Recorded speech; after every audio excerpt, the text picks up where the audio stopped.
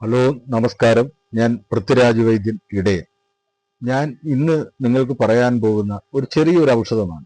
അതായത് ഈ കാലപ്പഴക്കം കൊണ്ട് എത്ര കാലങ്ങളായിട്ടും മാറാതെ നിൽക്കുന്ന ശ്വാസം മുട്ട്.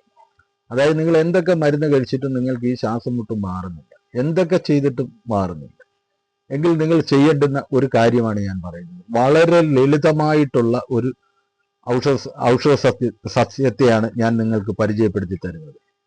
ഈ ഒറ്റമൂലി മരുന്ന് കുറച്ചു നാൾ അടുപ്പിച്ച് നിങ്ങൾ കഴിക്കാമെങ്കിൽ ഈ ശ്വാസം മുട്ടിൽ നിന്ന്, അസുഖത്തിൽ നിന്ന് നിങ്ങൾക്ക് പൂർണ്ണമായിട്ട് മോചനം നേടാവുന്നതാണ്.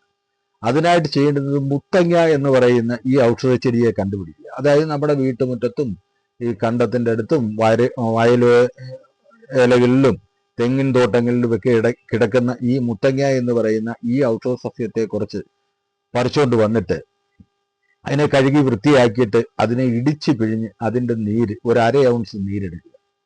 നീരെടുത്തതിന് ശേഷം രാവിലെ വെറും വയറ്റിൽ ആഹാരമൊക്കെ കഴിക്കുന്നതിന് മുമ്പ് അല്പം കൽക്കണ്ടൂടെ ചേർത്ത് ഇത് രാവിലെ കഴിക്കുക.